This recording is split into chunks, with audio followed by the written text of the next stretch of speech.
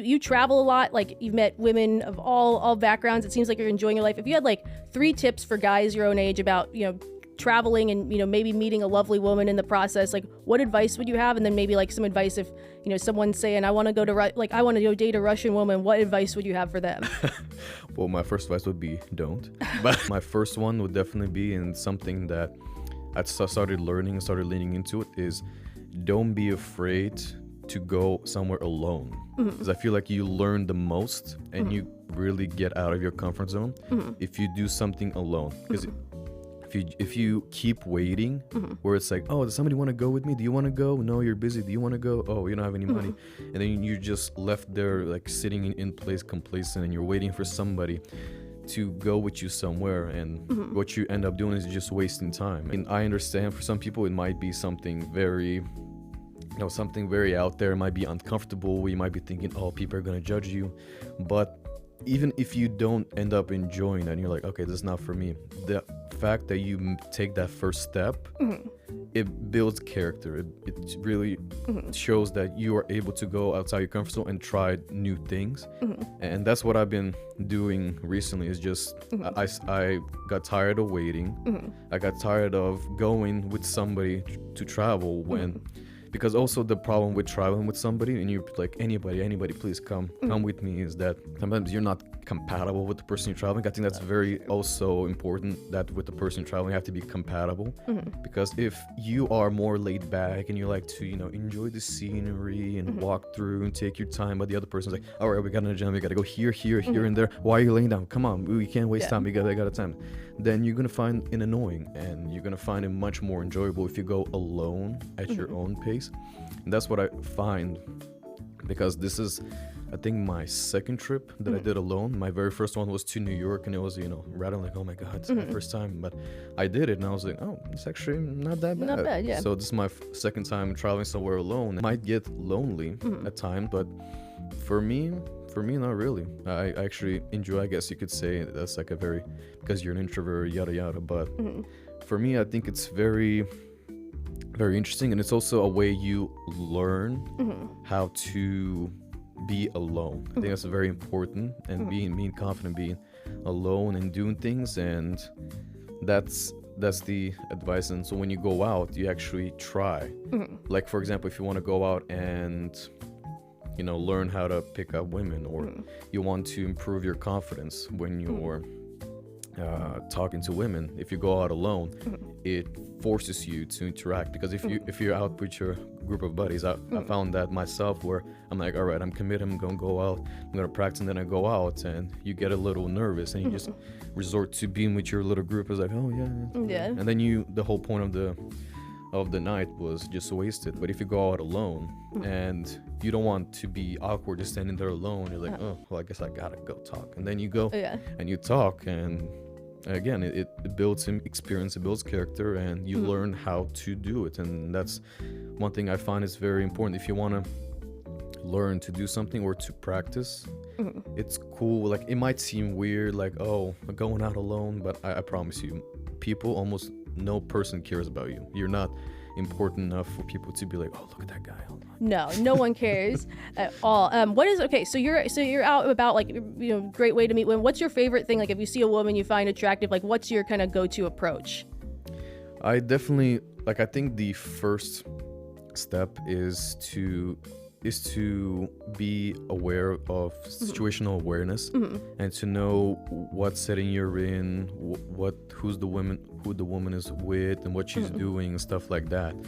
And I prefer to, it's not always the case, especially if you go out to like a bar or a club scene, because most women are not comfortable with going out alone, being in a group. But if you do, my preference is, if I see a woman sitting alone, like, say, not even like at a bar or club, like, say she's sitting alone outside and she's studying, or she's reading a book and whatever, that's a perfect opportunity to just walk up and be like, oh, hey, well, what book are you reading? Oh, that's cool. Do you mind if I sit here? What's your name? Oh, boom, boom, and you start talking, and once you get in the conversation, she feels more comfortable with you, and that's when you're like, oh, but by the way, I would love to keep in contact with you.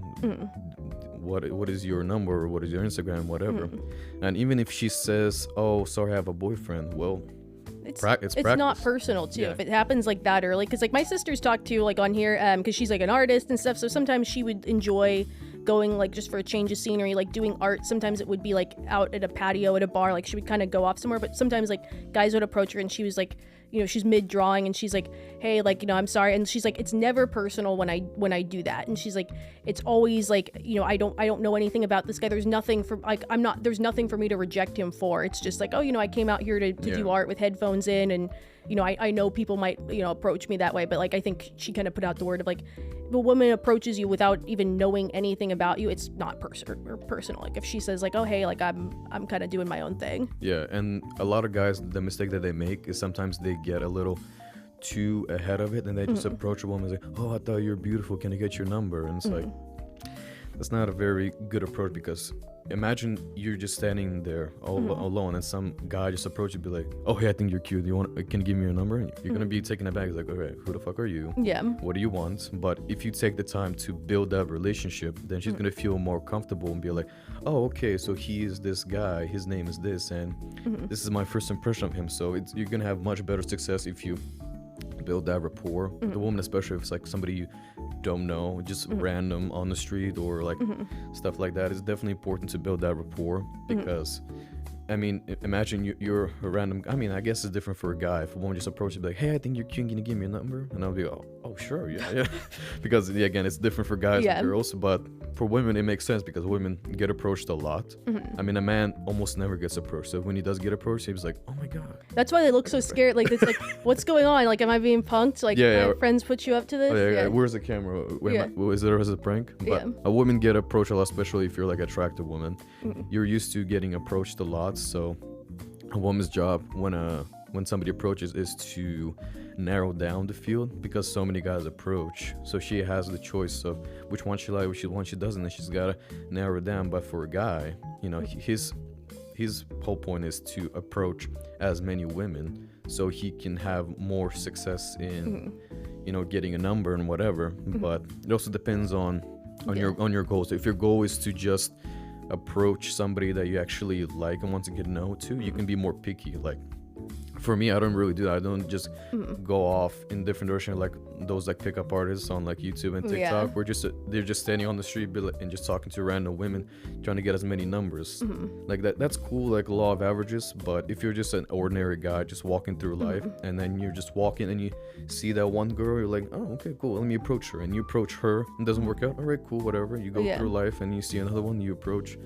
So I can't really say I would support the whole idea of just standing on a public street and just seeking, like you're hunting for a woman. Okay, I'm gonna approach her. Okay, next I'm gonna approach her. Like sure, you can make the argument that practice makes perfect and it builds confidence, but I guess you can also make the argument it's kind of predatory too. Yeah, it's also like people are walking somewhere with a purpose. Like I know some people like don't drink and stuff, but I always tell people to go to, like if you're in a bar, just like what are you drinking? If it's like a cool place, like if you're at the Garage Bar, which you got to go to, one of my favorite bars, like what are you drinking? Because it's like a cool drink. It's like what is that? Like there's all these things on the menu. What is what item? And like if she like says, you know, vodka soda and then turns back to her friends like vodka soda period, you know, probably doesn't want to talk to you. If she like wants to talk to you, it's, oh, you know, it's this, like it has this and this in it. What are you thinking of drinking? And then all of a sudden conversation starts. Like a lot of like, what's this? Like I always tell people too, like wear like a shirt, like wear something that has a conversation starter on it. Like if it's like, you know, Sunday football, like wear something of your team. Like even if someone's just coming to you to talk shit and be like, you know, fuck the Niners or something like that, it's like, that's still playful. It's a conversation that got started.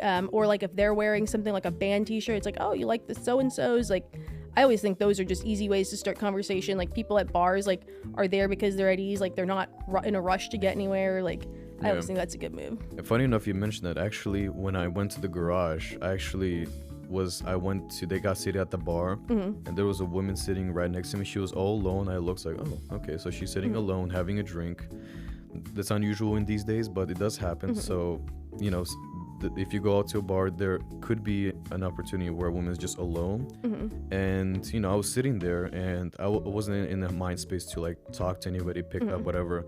I kind of moved on from all that. I'm kind of tired of whole dating thing. So I'm just kind of, chilling, focusing on myself, traveling, stuff like that. But in that moment, I was alone. I was looking at the menu, and the menu is like pretty weird. It has all these fancy names. I don't know any of these drinks. Yeah. And then, you can read the ingredients, but it's like so overwhelming because it's so many ingredients and so many drinks. So it forces you to like look around and be like, what drink is that? What drink is that? Like you make a key of what everyone's drinking. Yeah. Like, So I literally looked to my left, and there was the girl, and she was having a drink. So I literally was like, "Excuse me, what kind of drink is that?" She's like, "Oh, this is this." And then she literally went over and pointed on the menu. She was like, "Oh, it's this one right here." I was like, "Oh, cool." And then I see it says Scotch. "Oh, so you're a Scotch drinker, huh?" She's like, yeah. I was like, "Oh, okay." And then at that point, the thing about approaching, having a conversation is you also have to be, it goes back to situational awareness, is gauging whether the woman is interested or not.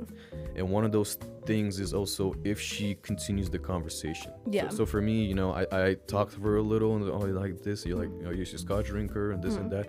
And then I paused, and then she started asking me a question, starting a conversation with me, saying, "Oh, what kind of liquor do you like?" And I was like, "Oh, whiskey too. So I think I like this." And I was like, "You know what? You've convinced me. I'm gonna order this." And then from there, the conversation went on, and we talked. She talked about herself, talked about myself, about our background, and it's been a good night. And she was like a very busy woman. She's like, "Oh, I have this and that. I have a project due on Thursday, and probably gonna work through the weekend." And I was like, "Okay, that's fine. Well, you know what?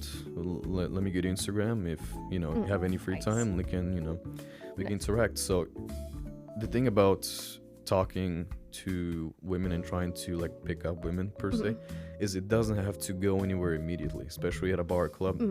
Some men have this perception that, oh, you have to pick her up there. If she doesn't go home with you, then move on to the next one. I guess if you're more into like hookups and one night stands, but it doesn't mean that it's not going to eventually happen. I mean, sometimes a woman could be very down at that moment and be like, "Oh, you want to go back to my place?" But sometimes many women are very precarious about who this person is. Like, do I 100%. want to? So if you just build that rapport with her and get her number, and then later you continue talking and you go on another dates, and then eventually she becomes more comfortable with you, and then she decides, do I like him, do I not? Is he one night stand material? Is he boyfriend material? Stuff like that. So. Yeah. Oh, totally. And like I would almost worry, like if a woman was too eager, it'd be like, what's kind of I'd be a little suspicious. I'd be like, are you gonna steal my organs?